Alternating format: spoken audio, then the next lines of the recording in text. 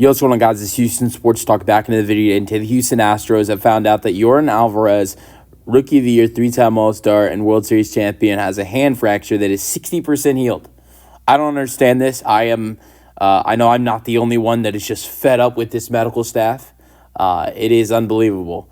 And a lot of people are saying, like, this is a whole version of the Kyle Tucker thing where they told everybody, oh, yeah, Kyle Tucker, it's a bruise, it's not bad. And really, it was just a broken bone for Kyle Tucker. And no one ever said that. And he missed months and months because of that.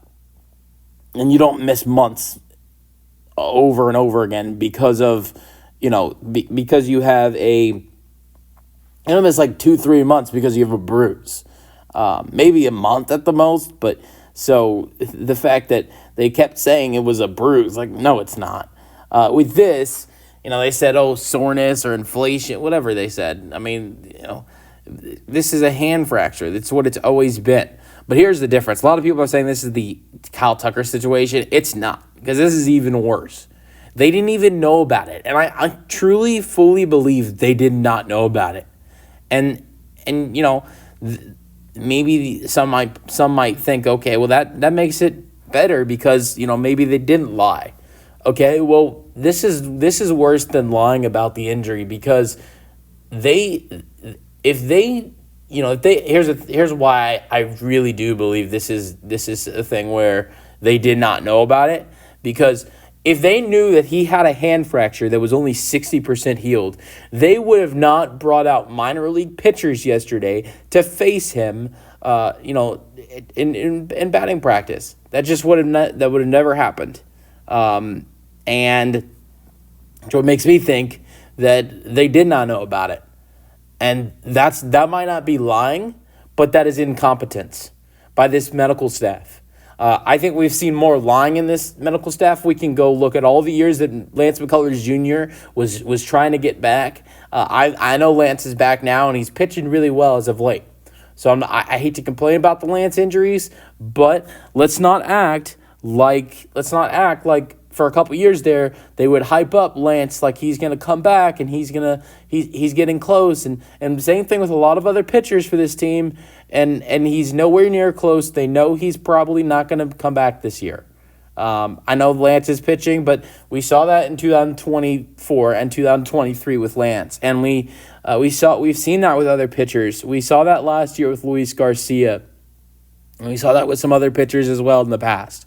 I think we're seeing it with some other pitchers right now. Luis Garcia this year again, and Christian Javier, where the team is saying, oh yeah. They should be back around sometime this year, July, August maybe. We're hopeful they return, but really there is probably no chance they come back this year. I hope Garcia or Javier can come back, or both of them, or one of them. I don't know. But, it seems unlikely with the past of injuries for this Astros team and how it works, where you see them say, oh, yeah, this pitcher is looking at coming back. We're hopeful. And then about a month or two later, they roll them out for the year.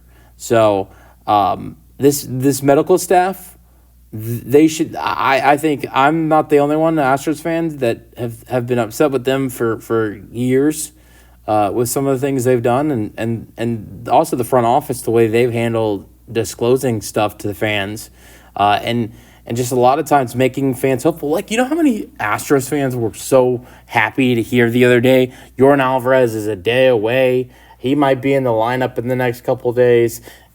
So hopeful for that. And they're really excited to see one of their favorite players back in the lineup. And then they wake up to this on a Saturday, that Yordan Álvarez this whole time has been dealing with a hand fracture that is only 60% healed.